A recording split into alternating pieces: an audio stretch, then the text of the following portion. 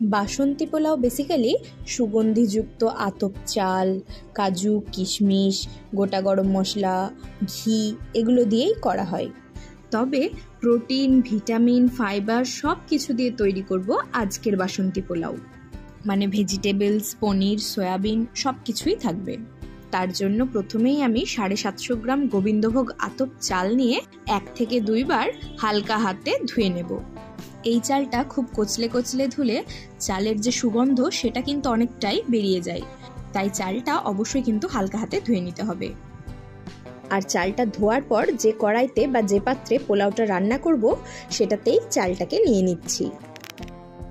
এবারে ওই চালের মধ্যেই রঙের জন্য দিচ্ছি 1 চামচ মতো হলুদ গুঁড়ো। পোলাওটা বানানোর জন্য আমি কিন্তু কোনো রকম ফুড কালার ইউজ করব না। এবারে 2.5 চামচ মতো নুন দিয়ে খুব ভালো মতন চালটা নুন আর হলুদের সাথে মেখে নেব।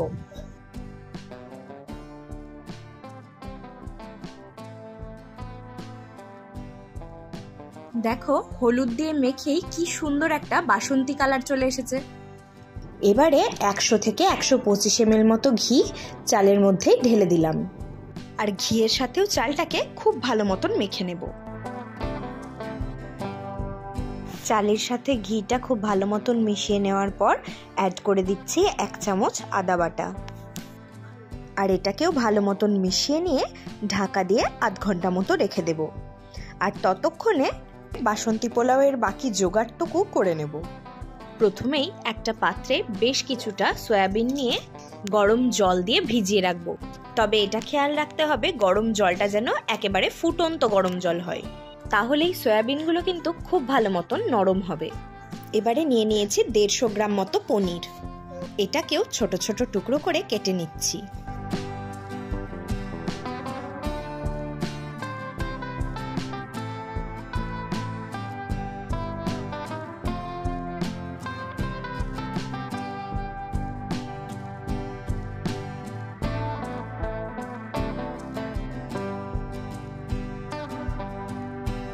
পনিরের টুকরোগুলো কিন্তু আমি খুব বেশি ছোট করিনি, সেটা নিশ্চয়ই দেখলেই বুঝতে পারবে।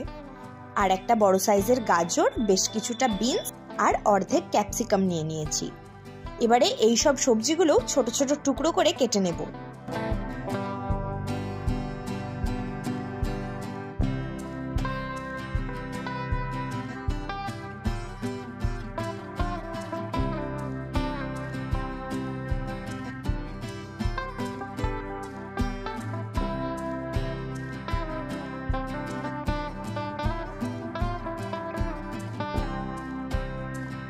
আর সবজিগুলো কেটে নেওয়ার পরে অবশ্যই একবার ভালো করে ধুয়ে নেব।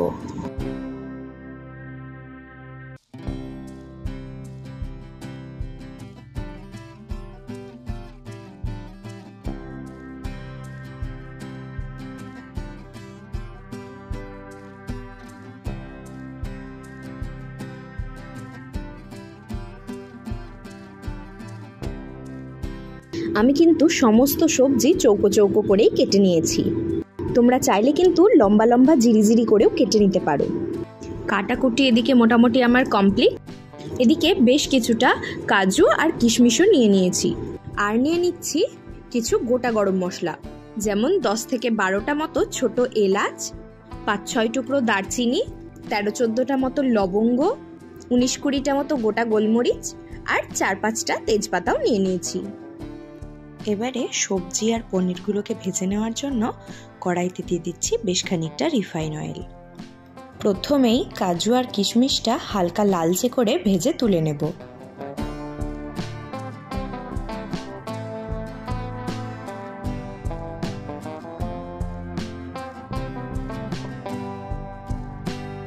তারপরে টুকরো করা পনিরগুলো দিয়ে লালচে করে ভেজে নেব। এদিকে দেখো সয়াবিনগুলো ভিজে কিন্তু খুব সুন্দর নরম হয়ে গেছে। সয়াবিনগুলোর থেকে জলটা খুব ভালো মতো নিংড়ে সয়াবিনগুলো অন্য একটা পাত্রে ট্রান্সফার করে নেব।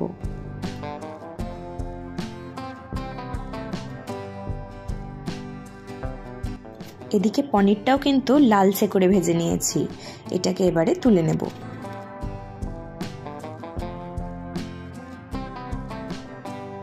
আর ওই তেলের মধ্যেই দিয়ে দিচ্ছি কুচনো গাজরটা।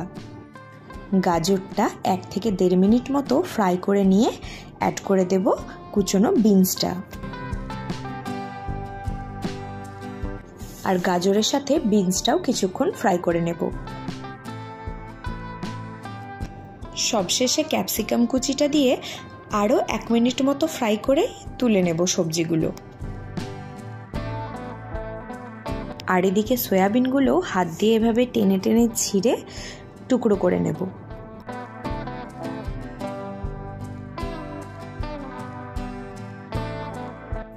আর ওই তেলের মধ্যে সয়াবিনগুলোকেও দিয়ে হালকা ভেজে তুলে নেব। তবে সয়াবিনগুলো ভাজার আগে সামান্য একটু নুন ওপর থেকে ছড়িয়ে ভালো মতো মাখিয়ে নিতে হবে।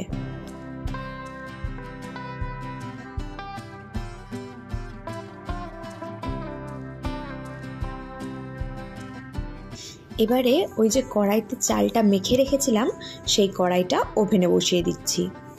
এবারে চালটাকে সাইডে একটু করে সরিয়ে দিয়ে মাঝখানে জায়গাটা ফাঁকা করে নিলাম। এবারে কড়াইয়ের মাঝখানের ওই ফাঁকা জায়গাতে 1 থেকে 1.5 চামচ মতো ঘি দিয়ে দিলাম। ঘিটা সামান্য গরম হয়ে এলেই ওই যে গোটা গরম মশলাগুলো রেডি করে রেখেছিলাম সেগুলো দিয়ে দেব। আর গোটা গরম মশলাগুলো ঘিয়ের মধ্যে 30 সেকেন্ড মতো ফ্রাই করে নিলেই দেখবে খুব সুন্দর একটা সেন্ট ছেড়েছে। তখন গোটা গরম মশলার সাথে চালটাকেও খুব ভালোভাবে মিশিয়ে নিয়ে ফ্রাই করে নিতে হবে। 3 থেকে 4 মিনিট ধরে খুব ভালো মতন চালটাকে ফ্রাই করে নেওয়ার পরে অ্যাড করে দেব চিনি। বাসন্তী পোলাওটা যেহেতু মিষ্টি মিষ্টি পছন্দ করি সেই কারণে চিনিটা একটু বেশি পরিমাণেই ব্যবহার করেছি। তোমরা অবশ্যই তোমাদের টেস্ট অ্যাকর্ডিং চিনিটা ব্যবহার করবে। এবারে চিনিটা যতক্ষণ না খুব ভালো মতন গলে যাচ্ছে ততক্ষণ কিন্তু নাড়তে হবে। চিনিটা খুব ভালো মতো গলে যাওয়ার পরে অ্যাড করে দেব জল। 750 গ্রাম চালের জন্য আমি এখানে 1400 ml জল ব্যবহার করছি। যতটা পরিমাণ চাল তার দ্বিগুণ জল না দিয়ে তার থেকে সামান্য একটু কম জল ব্যবহার করলাম। এতে করে কিন্তু পোলাওটা একেবারে ঝরঝরে হয়। এবারে ঢাকা দিয়ে 10 মিনিট হাই ফ্লেমে ফুটিয়ে নেব।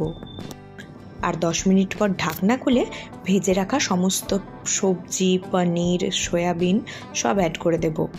সাথে 3-4টে চেরা কাঁচা লঙ্কাও অ্যাড করে দিয়েছি। সবজিগুলো ভালো মতো একবার মিশিয়ে নিয়ে ঢাকা দিয়ে এবারে লো ফ্লেমে কুক করে নেব। লো ফ্লেমে আরও 15 মিনিট কুক করে নিলেই কিন্তু বাসন্তী পোলাও আমাদের একদম পারফেক্টলি রেডি। তবে পোলাওটা কিন্তু এখনই সার্ভ করা যাবে না। 15 মিনিট পর গ্যাসের ফ্লেমটা অফ করে দিয়ে এটাকে আধ ঘন্টা রেস্টে রাখতে হবে। আর তাহলেই কিন্তু একদম পারফেক্ট ঝরঝরে বাসন্তী পোলাও রেডি হয়ে যাবে। দেখতেই পেলে তাহলে পনির, সয়াবিন, কত রকম ভেজিস দিয়ে খুব সহজেই কিন্তু পোলাওটা রেডি হয়ে গেল। দেখে নিশ্চয়ই বুঝতেই পারছো পোলাওটা কতটা পারফেক্ট, কতটা ঝরঝরে হয়েছে। যারা পোলাও বানানোর সময় আদৌ পোলাওটা ঠিকঠাক ঝরঝরে হবে কিনা নাকি গলে যাবে এসব নিয়ে ভয় পাও, তারা অবশ্যই একবার আমার রেসিপিটা ফলো করে বাড়িতে বানিয়ে ফেলো। আর কেমন হলো সেটাও কিন্তু আমাকে কমেন্ট করে জানিও। আর আমার ভিডিও ভালো লাগলে অবশ্যই কিন্তু লাইক করতে ভুলো না। আবার কথা হচ্ছে তাহলে নেক্সট দিন অন্য কোনো রেসিপি নিয়ে। ততক্ষণ সবাই ভালো থেকো এবং সুস্থ থেকো। আজ আসি, টাটা।